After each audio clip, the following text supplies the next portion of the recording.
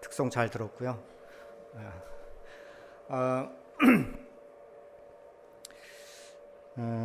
로마서는 모든 목회자들 또 모든 성도들이 뭐 10번을 보든 100번을 보든 늘 은혜로운 부분입니다. 그래서 제가 설교를 잘 못해도 여러분들이 항상 은혜를 받을 거라고 생각하고 본문은 정했습니다. 믿음은 각성. 원래는 이제 제목이 제가 원래 하고자 하는 것은 믿음은 각성이다. 또 교육의 각성이다 이렇게 말하는데 몇 가지 저하고 대화를 하기 위해서 제가 기본적인 것을 함께 먼저 한 5분 정도 나누도록 하겠습니다. 저는 이제 믿음을 가진 지 그러니까 제가 89학번이니까 30년 접어들었습니다. 처음에 믿음을 가질 때는 일반적으로 제 나이 때 갖는 것처럼 뜨겁죠. 뜨겁고 늘 새벽 예배하고 10시에 철야기도 시작하면 새벽 4시에 끝나고 그 열심으로 했습니다. 미친 듯이 성경을 보고 제 학교가 이제 해양대학이니까 취침 시간 이후에는 이제 뭘 못 하는데 담요를 뒤집어 쓰고 성경을 보고 그 당시에는 이제 부흥 집회라는 게 있었습니다. 그래서 체육관에서 이제 부흥 집회를 하면 가장 맨 앞자리 앉기 위해서 6시간이든 10시간이든 먼저 가서 기다리고 있었던 시절. 그렇게 저의 시절은 신앙을 잘 갖는 방법이 그것밖에 없었어요. 성경을 너무 알고 싶은데 성경을 가르쳐줄 사람이 없었습니다. 그러다가 그 열심 때문에 어느 간판을 보고 막 올라갔더니 2단이더라고요. 성경을 가르쳐준다 해서 갔는데 2단이었어요. 다행히 이제 사무실이 비어 있어서 제가 그들과 관계가 되지 않아서 다행인데 그 후로 이제 제가 갖는 것은 주로 체험이었습니다. 그래서 배를 타면서 증표를 보고 그 증표를 증거로 삼아서 망망대해서 신앙을 버텨냈습니다.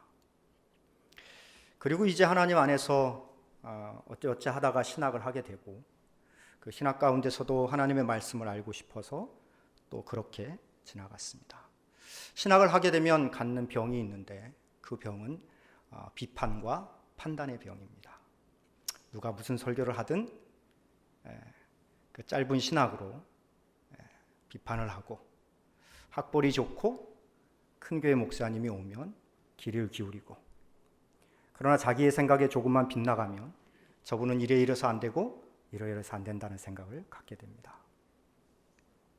기도보다는 학문적이고 지식적인 것을 따라서 나의 눈을 돌리고 마음을 쏟아부었던 시절이 있습니다. 그리고 얼마 지나고 나서 이제 말씀에 심취했습니다. 말씀에 심취하면서 나타나는 현상은 항상 우리에게는 어둠과 빛이 동시에 존재합니다. 무엇인가를 열심히 하면 무엇인가를 약하게 생각합니다. 기도를 많이 하던 시절에는 말씀을 연구하는 사람은 너무 지식적이다, 건조하다, 메마르다. 말씀을 많이 볼 때는 기도하는 사람들을 보면 맹신주의다, 열광주의다 라고 이야기합니다. 그러다가 이제 제가 저 스스로 돌아보기에 미친 듯이 말씀을 보다가 이런 생각을 했습니다. 10년 동안 말씀을 봤는데 내가 10년 동안 스님이었다면 10년 전에 나와 지금의 나는 얼마큼 차이가 날까? 그게 제가 가진 의문이었어요.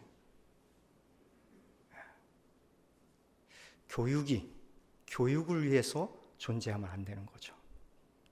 교육은 우리가 예수 그리스도의 장성한 분량에 이르는 도구일 뿐입니다. 내 스스로 돌아보기에 내가 스님으로 출가해서 10년 동안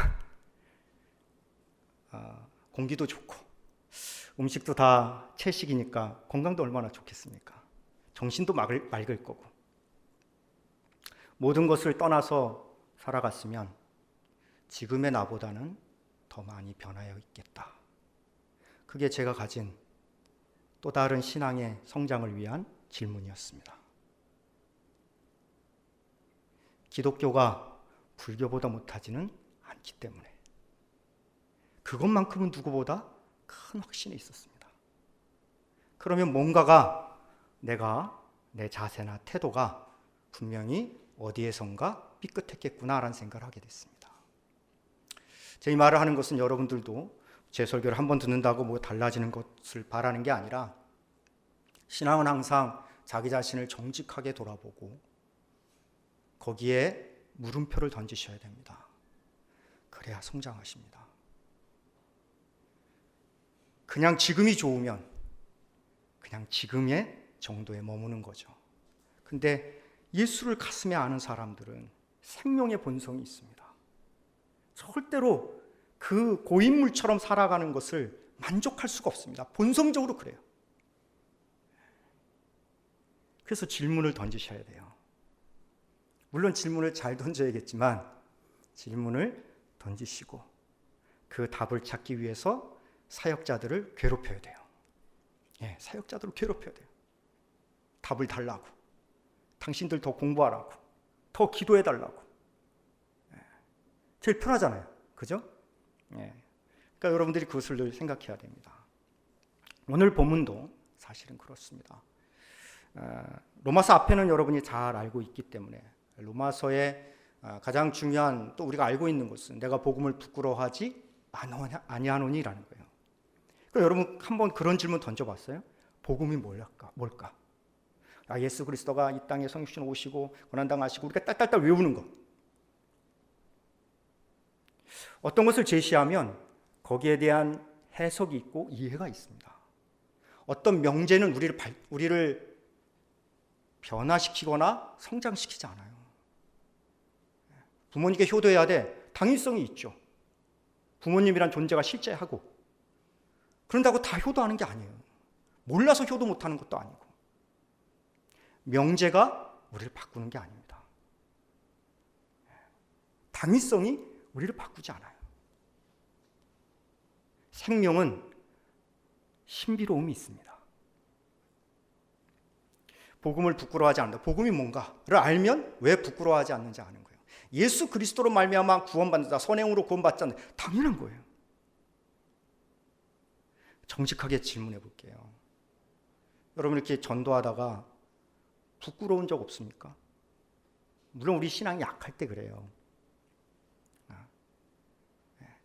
우리가 보통 믿음이라는 것을 이야기할 때 우리가 이 나라에 살고 있어서 제가 이제 시대의 자식이라고 하는데 이 시대의 사상에 어쩔 수 없이 영향됩니다. 저도 마찬가지입니다. 제가 아무리 말씀을 많이 준비하고 아무리 기도를 많이 해도 이 세상의 사상에 영향을 받아요. 쓰는 단어, 사고, 생각. 저는 한때 사모는 이래야 된다라고 생각을 했어요. 사모는 목사가 하나님의 일을 하니까 그 하나님을 위해서 어떠한 희생도 감수해야 된다. 근데 이 사고는 세상 사람이 갖는 가부장적 세상에서 갖는 누구나 갖는 생각이에요. 거기에 내가 하나님의 나라라는 것만 싹 끼우는 거예요. 얼마나 많은지 몰라요. 사실은 성경은 그래서 항상 역사의 흐름을 따라서 내가 자리 잡고 있는 이것을 이해하고 앞을 바라보면서 지금의 나를 늘 말씀을 통해서 다시 봐야 되는 거죠. 복음이라는 것은 분명히 좋은 소식입니다. 여러분이 복음을 부끄러워한다면 복음에 대한 이해가 부족한 거예요. 또 그러니까 또 나아가서 또 예수 그리스도는 이 땅에 하나님이신데 사람으로 오셔서 또 그걸 반복해서 내가 외운다고 해서 복음의 의미를 깨닫는 건 아니에요. 여러분 돈이 최고다라고 생각하는 사람 있잖아요. 돈이 복음이다라고 생각하는 사람. 그죠? 여러분 뭐 이런 상상해 보세요. 그게 와닿지 않으시면 여러분이 너무 거룩하셔서 돈에 관심이 없다 그러신 분들이 많으니까 누군가 나에게 내가 30억을 받는다. 아니면 100억을 받는지, 아니면 와닿지 않으면 한 2억쯤 받는다라고 생각하면 여러분이 평소에 움직이는 거리의 10배의 거리를 걸어가야만 그걸 받을 수 있다면 여러분이나 저나 걸어갈까 안 걸어갈까 생각하면 걸어갈 거예요. 왜? 내가 걸어서 가는 수고로움과 고통과 아픔보다 그 끝에 얻는 그 돈이 훨씬 가치 있다고 느끼기 때문에. 그럼 복음이라는 건 뭐예요? 이 땅에 어떤 고난과 고통이 있어도 그것을 붙드는 게 가치가 있을 때 그것을 감수할 수 있어요. 그래서 누가 사람이 와갖고 야 10시간이나 걸어가지고 기껏 10억 받으러 10시간을 걸어가냐? 이렇게 얘기할 때 우리가 뭐라고 얘기할 것 같아요? 그걸 부끄러워할까요? 아닐 거예요.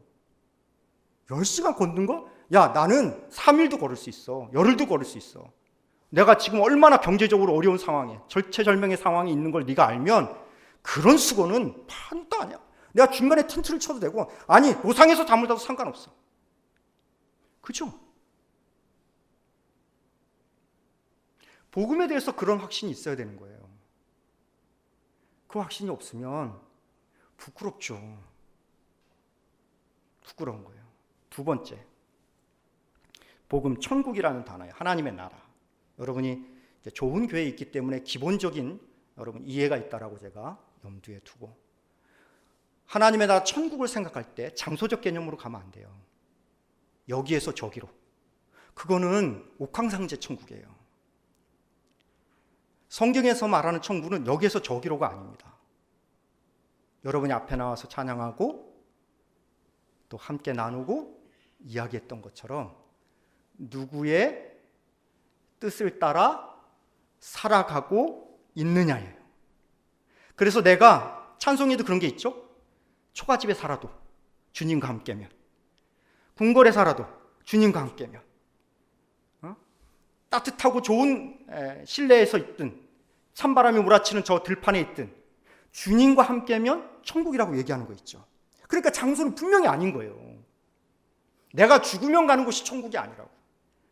죽으면 그럼 천국 못 갑니까? 이렇게 말하면 또 아니 당연히 천국 가죠. 근데 우리가 천국을 간다라고 말하는 것도 참 틀린 말이에요. 이게 틀렸다기보다는 오해를 너무 많이 사요. 하나님의 나라는 세 가지 관점이 있잖아요. 왕이 있고 통치자가 있고 백성이 있고 그 다음에 통치 권력이 있어요. 이 세 가지가 있으면 나라를 이루는, 하나님 땅이죠. 땅이라는 데 땅의 영역은 우리한테 필요 없어요. 어디든 가면 그냥 그곳이 하나님의 땅이기 때문에.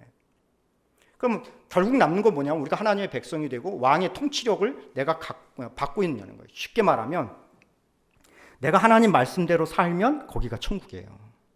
이게 성경이 말하는 천국의 개념입니다.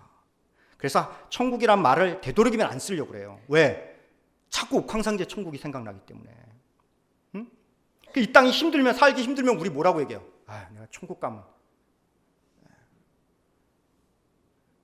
이 땅에서 살기 힘들면요, 거기서도 힘들어요.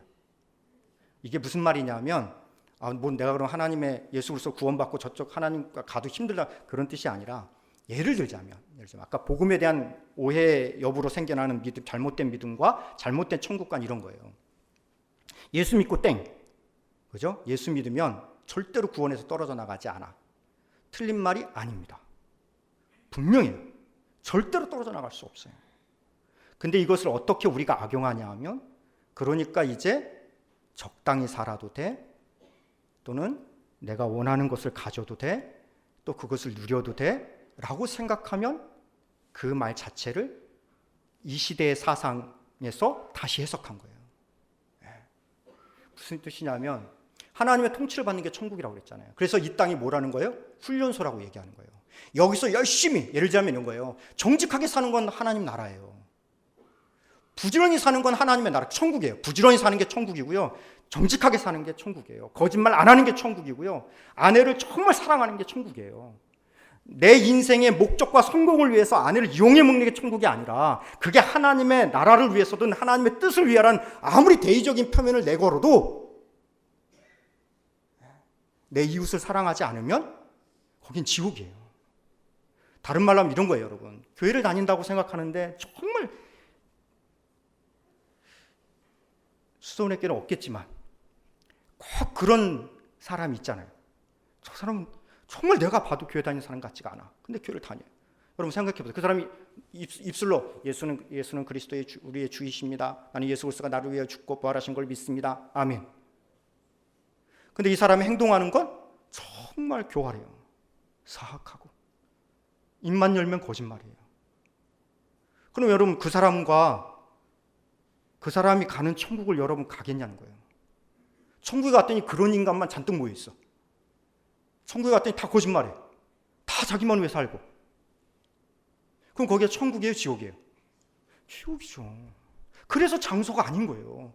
아무리 파라다이스 같이, 세상 사람들이 말하는 그 파라다이스 같이 좋은 환경이 있다 할지라도 같이 거하는 인간이 지옥 같은 인간인데 하나님이 그런 것을 천국으로 주겠냐는 거예요.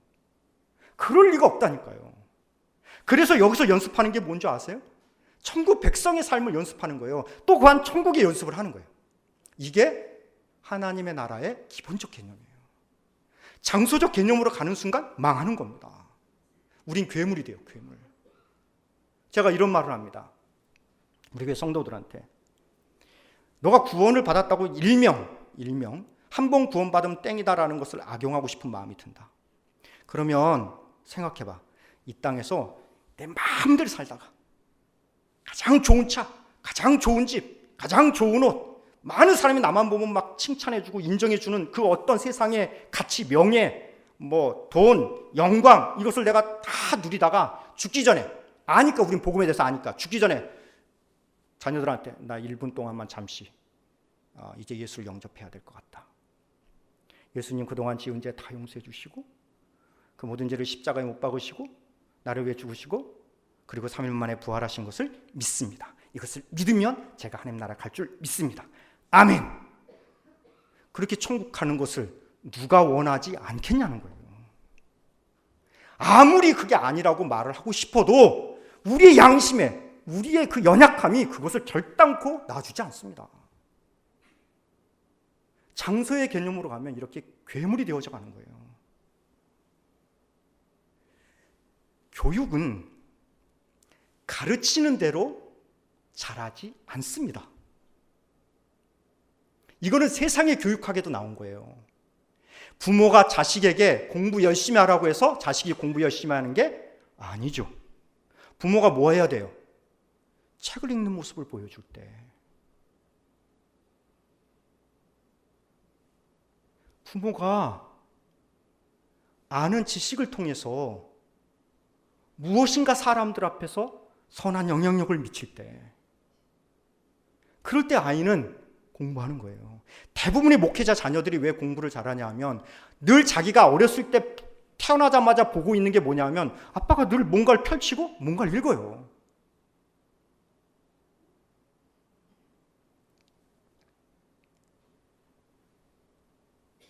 주일학교 교육도 좋은 내용을 가르친다고 좋은 아이들로 자라는 건 아닙니다. 그거는 이미 세상과의 싸움에서 진 거예요. 그래서 한국교회의 미래가 없는 거예요. 교회는 하나의 뭡니까? 몸이잖아요. 몸인데 이제 막 태어나는 지체가 보니까 이쪽 손이 더러운 걸 막 잡아. 막 잡아요. 막 자꾸 좋아해. 그리고 사람들이 볼까 봐 싹 감춰요. 움켜잡기만 하고 주는 게 없어요. 얘가 이렇게 배우는 거 뭐라고 배우냐면 깨끗한 거 만져야 돼. 더러우면 안 돼. 움켜잡지 마. 손을 펼쳐야 돼. 뭔가 선한 위해서 애써야 돼. 그러면 상처 나는 거 다 영광의 상처야. 가르침은 그렇게 받습니다. 근데 자기가 보는 현실은 뭡니까? 반대의 모습이에요. 그럼 이 아이는 어떻게 배우냐 하면 아주 무서운 괴물과 같이 자라는데,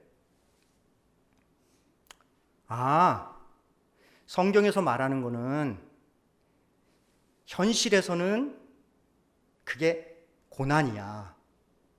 부끄러움이고 창피한 거고 무능한 거고 비참한 거야.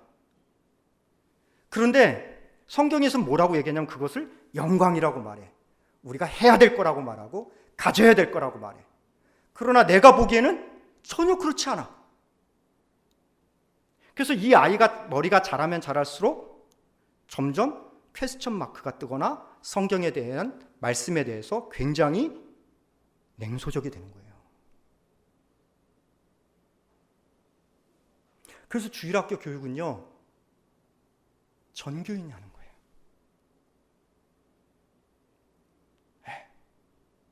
전교인이 하는 거예요. 이제 막 태어난 지체가 손을 보니까 정말 성경이 말씀한 대로 그렇게 살아요. 그리고 즐거워하고 기뻐하고 감사하고. 그럼 자신이 어떻게 살아야 돼요? 본 게 그건데, 배운 게 그거고 본 게 그거예요. 자연스럽게 살아내는 거예요. 믿음은 그렇지 않은 것을 그렇다라고 말하는 게 믿음이 아닙니다. 그것은 체면이에요. 그건 가짜 믿음이에요. 믿음은 진짜여야 돼요. 그래서 이 믿음이란 단어를 저는 그렇게 썩 좋아하지 않을 때가 있습니다. 목회자로서, 무엇을 교육자로서 누구한테 성도들을 가르칠 때는 이 믿음이란 단어가 그 단어가 잘못된 게 아니라 그것을 이미 편견으로 가지고 있는 사람들의 왜곡된 생각들이 있어요. 믿음이요, 그렇게 될 줄 믿는 거예요. 아닌데요, 그렇다라고 생각하는 거예요. 여러분, 그거 갖고 살아갈 수 있어요? 그건 거짓말이에요. 우린 사람입니다. 아닌데 그렇다라고 그렇게 여기고 살아가는 거 얼마큼 살 수 있어요? 못 살아요. 그래서 제가 한때 무슨 생각을 했냐면, 우리 성도들한테 한때 한 3년, 2년 동안 설교했던 적이 있어요. 난 예수 믿는 게 지옥같이 느껴질 때가 있다. 너무 힘들다. 너무 힘들어요. 왜 복음이라고 하는지 모르겠다고. 근데 지식이 짧았어요. 그냥 예수 그리스도 나를 위해 죽으시고 부활하시고 나중에 천국 가니까. 가끔 기도하고 열심히 찬양하면 그 열심 때를 내가 추억하고 되돌아보면 하나님 나에게 그 힘든 가운데서도 기쁨을 주고 즐거움을 주니까. 여러분, 성경의 말씀이 사실은 그렇지 않은데 그런 거라고 여기거나 성경이 사실 옳다고 말하는 게 실제는 좋은 게 아니야. 실제는 복이 아니야. 내가 살아가는 이 세상에선 복이 아니야. 나도 그것을 붙잡고 싶고 나도 그것을 갖고 싶어. 그러니까 이때 어떤 괴물이 되냐 하면 그것을 갖기 위해서 기도를 열심히 하는 거예요. 그것을 갖기 위해서 봉사를 열심히 하는 거예요. 네?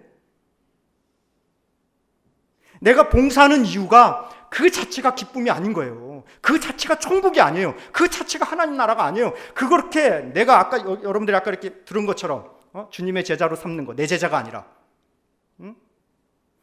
부서 이기주의에 빠지지 않는 것. 여러분 보세요.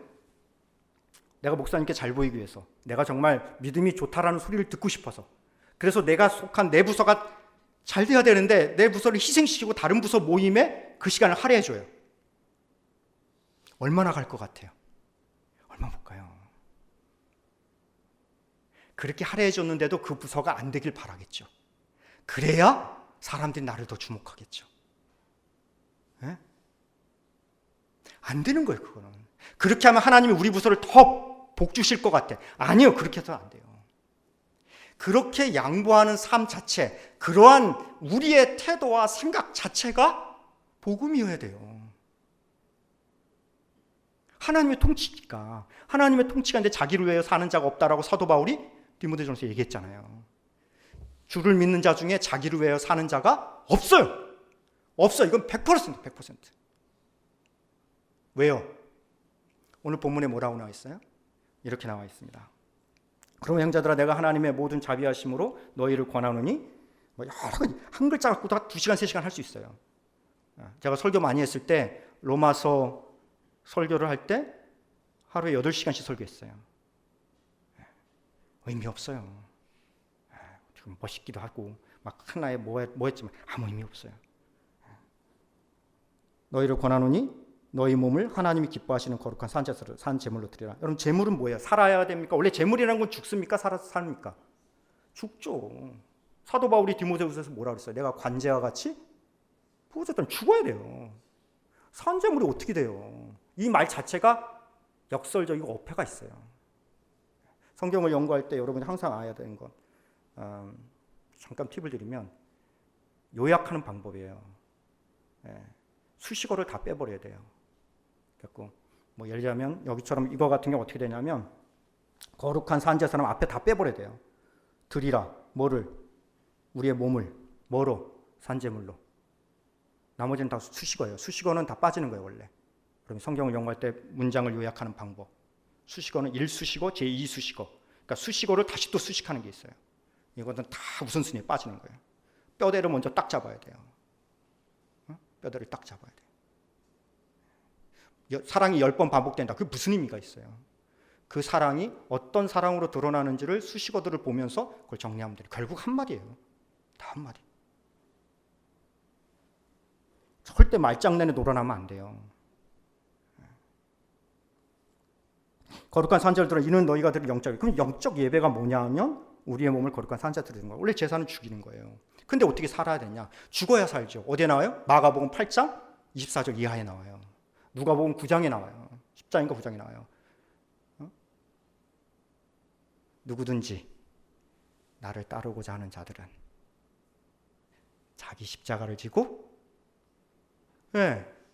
따라가야 돼요. 살고자 하는 자는 죽어야 되죠. 이순신이 말한 게 아니라, 이순신 장군 얘기한 게 아니라 예수님이 얘기했어요.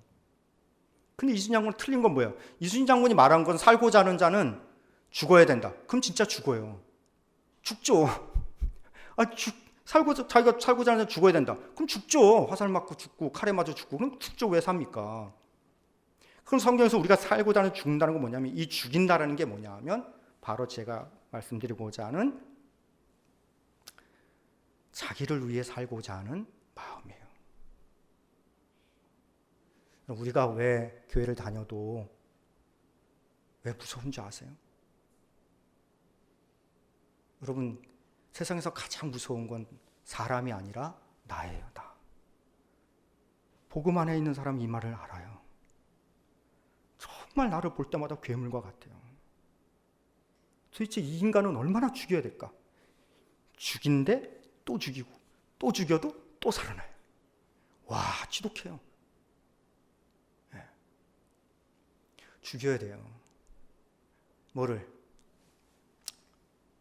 돈이 많으면 사람들이 나를 쳐다보는 거, 권력과 명예를 가지면 날 쳐다보는 거, 인정해 주는 거. 그게 기도이든 무엇이든 종교적 모습을 띠는 거 아무 상관없어요. 우리를 죽여야 돼요.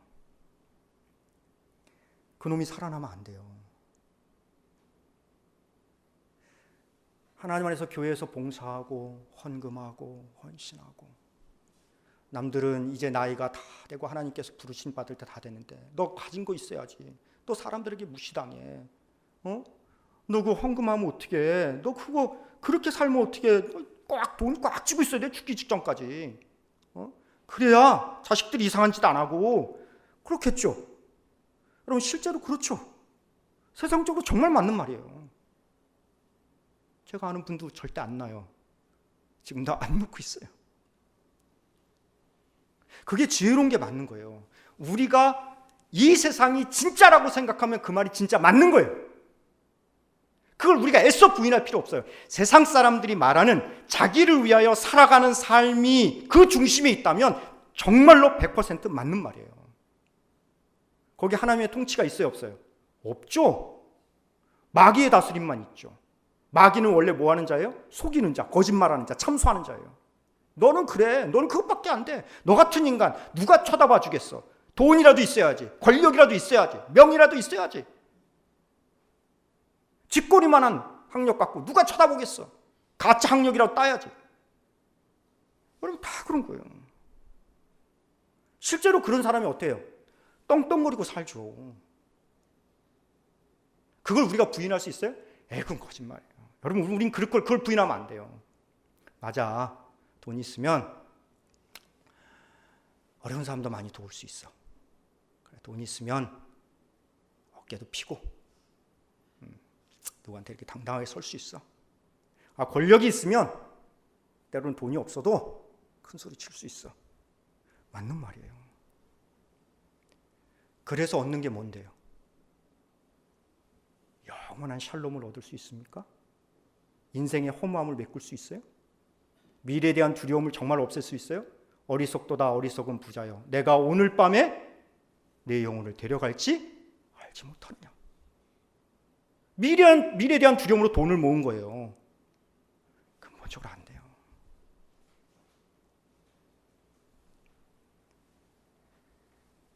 자기를 중심으로 살아가는 사람에게 이웃사랑은 불가능합니다. 왜요? 불가능하니까요. 자기를 위해 살아야 되는데. 그래서 자기를 위해 중심을 살아가는 사람이 이웃사랑을 펼치는 건 외식이에요. 그 자체가. 왜? 실제로는 뭐예요? 그렇게 살면 죽는다고 생각하는 사람이에요. 남에게 베풀면 죽는다는 생각을 갖고 있는 사람이에요. 그러니까 사촌이 땅 사면 배 아플 수밖에 없는 거예요. 근데 아브라함이 뭐라고 했어? 하나님께 아브라함에게 주신 축복이, 내가 너를 복되게 하고 너로 말미암아 천하 만민이 복을 받는다 그랬죠. 예수 그리스도의 안에 있는 복의 폭발력, 자부심, 능력이 그거예요. 나도 잘 되고 너도 잘 되는 거예요. 이게 예수 믿는 사람이 가지고 있는 이룰 수 없는 놀라운 하나님 나라의 복이에요. 근데 세상은 철저히 뭐예요? 내가 못 되고 제가 잘 되면 내가 저주받은 거죠. 하나님 나라의 복이 그런 거예요. 어떻게 그게 가능해요? 하나님의 통치 아래 있을 때 가능한 거예요.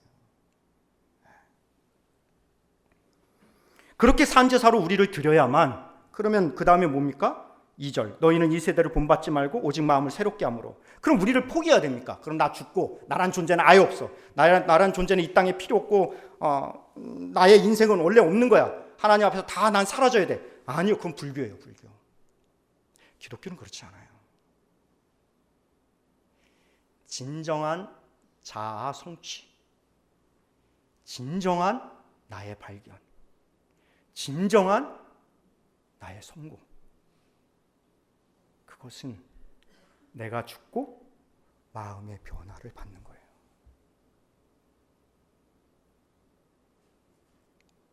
이것을 각성이라고 얘기합니다. 깨달을 각, 깨달을 성자라고도 얘기합니다. 깨달을 각자를 보면 배울 학자 밑에 볼견자, 학자 밑에 아들 자자를 빼고 거기다 볼견자를 씁니다. 성자를 보면 똑같게 이쪽에 성자를 보면, 깨달을 성자를 보면 별성자에다가 밑에다 날생자를 씁니다. 그 앞에 똑같이 앞에 살인변을 쓰고. 그래서 뭐냐 하면 깨닫는다는 것은 아는 거예요. 지식을 아는 거. 깨닫는다는 것은 무엇을 아는 거예요? 전에 어떤 사람이 저한테 그렇게 가르쳤어요. 기독교의 신앙은 깨닫는 게 아니라 그냥 믿는 거다. 아니요. 그럼 교육이 왜 필요해요? 여러분, 교육이 정말 필요한 이유, 깨닫게 하기 위함이에요. 어떤 것을 깨닫게 하는지 아세요? 이 땅의 모든 가치관과 세계관, 그들이 말하는 올바르다고 얘기하는 것이 아니라 그것은 내 눈앞에 너를 잡아먹기 위해서 용이 바다 짐승과 땅 짐승을 통해서 이 세상을 하나님의 반역으로 세우기 위한 방법이라는 거예요. 여러분, 로마 제국이 제시한 복음이 있습니다. 그 복음이 뭔지 아세요? 돈이면 다 된다는 거예요. 요한계시록은 거기에 반해서 쓴 거예요. 암호처럼 마치. 아니다. 예수 그리스도가 복음이다라고 얘기하는 거예요. 자기를 위하여 살지 않는 것. 네가 이 복음을 받아들이면 그들이 그렇게 자아 성취하고자 하는 건 다 결국 실패한다. 그러나 내가 예수를 믿고 그 예수 안에 참된 복음을 발견하면 그 로마 제국이 이루지 못한 것이 너 안에서 하나님의 성령과 예수 그리스도의 역사와 하나님의 죽은 자 가운데서 부활시키는 그 권능으로 말미암아 너를 진정한 하나님의 자녀의 완성에 이르게 할 것이다라는 거예요. 그럼으로써 교육은 뭐냐 하면 깨닫게 하는 거예요. 근데 그 각성이 한 번으로 끝나면 얼마나 좋겠어요. 이 한 번으로 끝난다고 주장하는 분이 굳이 말하자면 좀 점핑할 수 있지만 로이드 존스 목사님의 성령 충만이 약간 그런 이론이에요. 빵! 한 번에 성령 충만 빵 받으면 뭔가 확 깨달았고 점핑을 확 하는 거예요. 그래서 막 세상을 딱 볼 때 뭔가 확 달라. 저 하수들 쫙 올라가는 성령 충만. 스토트 목사님 그렇게 생각하잖아요. 잔 스토트 목사님은 한 단계 한 단계. 저는 한 단계 한 단계 올라가는 게 맞습니다. 교육적으로 본다면. 믿음의 크기, 믿음이 적다, 크다. 그래서 로마서 12장 3절에 바로 뒤에 나오지만 그것은 분량을 가리키는 게 아니에요. 그럼 그럼 보세요. 내가 천국에 왔어. 예수를 믿으면 천국에 들어간 거잖아요. 하나님 나라에 들어왔잖아요. 천국에 들어왔는데도 차별이 있어. 딱 보니까. 내가 세상에 있을 때 내 가방끈이 짧아서 내가 태어난 게 우리 부모님이 못 배웠어요. 권력도 없고. 그래서 나에게 별로 물려준 게 없어. 세상에서. 우리 부모를 무시하는 사람이 나도 똑같이 무시해. 근데 내가 어떻게 할 수가 없어요. 태어난 게 그렇게 태어난 걸 어떡합니까? 근데 예수 믿고 천국에 딱 들어갔는데, 하나님 나라 딱 들어왔는데, 여기도 차별이 있어. 믿음이 적은 자가 있고, 믿음이 큰 자가 있대. 언제 벗어나요? 성경이 그런 걸 말하겠냐는 거예요. 하나님이. 절대 그럴 리 없어요. 각자 믿음의 변곡점이라고 하는데, 믿음의 접점이 있어요. 우리가 죽어야 될 그 접점이 날마다 사람마다 다 틀린 거예요. 어떤 사람은 기도의 접점에서 찾아야 되고, 어떤 사람은 삶의 접점에서 살아야 돼요. 어떤 사람은 아내와의 관계 속에서 찾아야 돼요. 그건 사람마다 다 틀리고 다 잘하는 방향이, 그 다음에 이런 단계가 있어, 이런 단계가 아니요. 다 달라요. 진리 외에는 그 어떤 경험과 체험도 객관성이 될 수 없어요. 누구의 어떤 기준이 될 수 없는 거예요.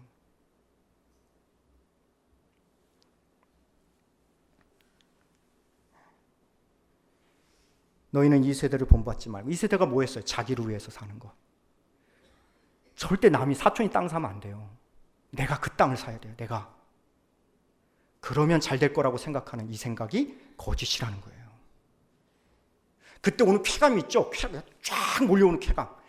아무도 안 사는데 내가 딱 사갖고 땅값이 쫙 하고 올랐어. 내 자식만 요 교육 딱 시켰더니 좋은 대학에 들어갔어. 우리 교회 청년만 그 직장을 어떻게 뜨는 법을 알려고 딱 알려줬더니 좋은 직장에 들어갔어. 뭐가 두려워요, 뭐가? 저는 한때 두려워했어요. 같은 목회자들한테 버림받을까 봐.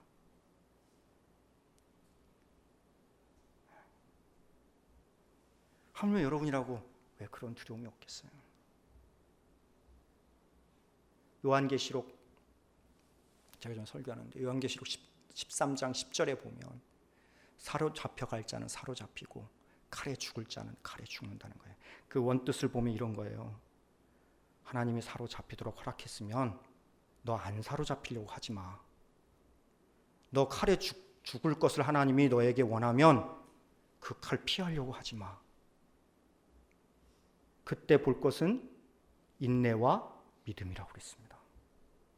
믿음이 뭐예요?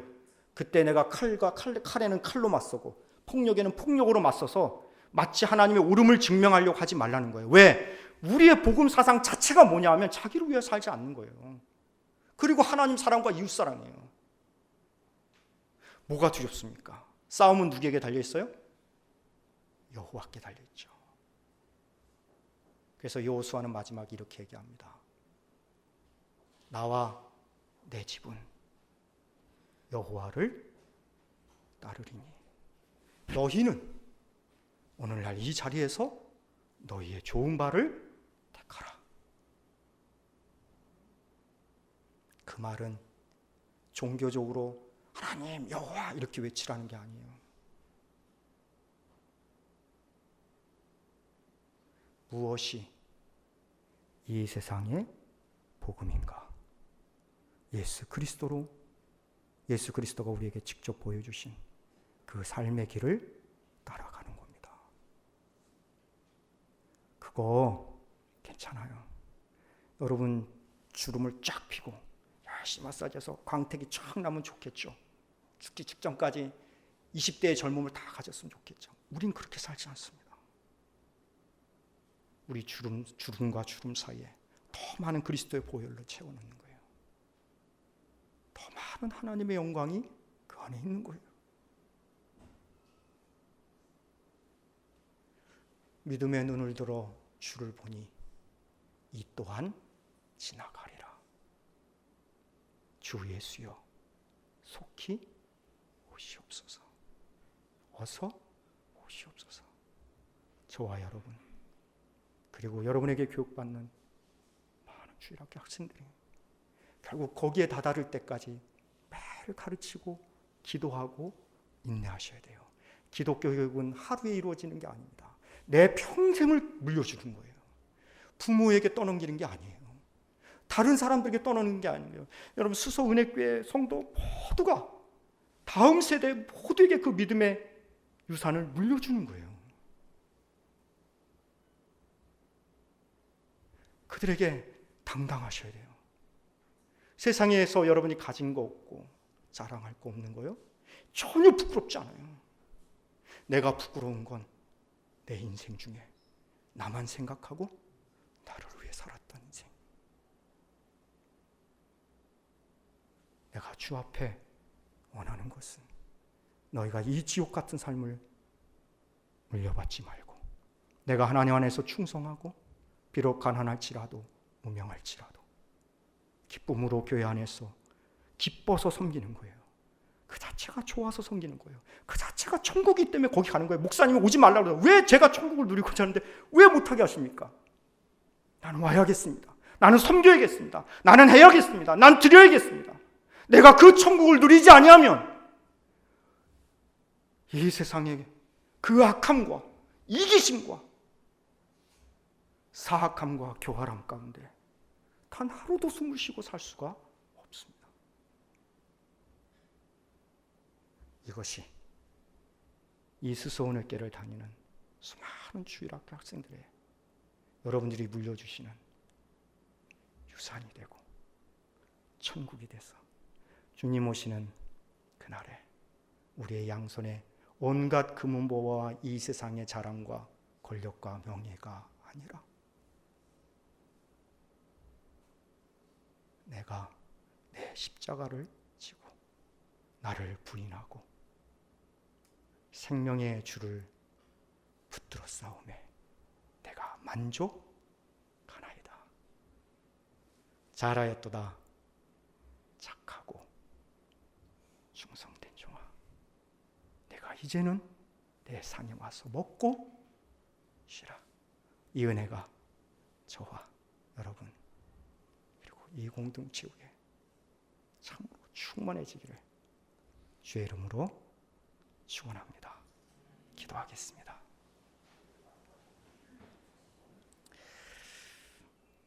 목회자인 저도 저의 노후를 걱정합니다. 부끄럽지만 그렇습니다. 뭐 아무것도 하지 말라는 뜻이 아니라 그렇지만 우리에게 그런 걱정이 생길 때마다 하나님 앞에 정직하게 나아가야 돼요. 나는 정말 무엇을 위해서 하는 건가? 주님이 그렇게 보여주셨는데 무엇이 영광스러운 삶인지, 무엇이 진짜 행복한 삶인지, 내가 마음을 새롭게 함으로 변화를 받아야 되는데 하나님 그저 죽기만 한 건 아닙니까?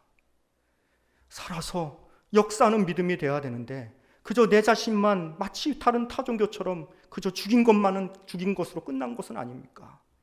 하나님, 저는 제 자신을 죽이지도 못했습니다. 주여 불쌍히 여겨 주시옵소서.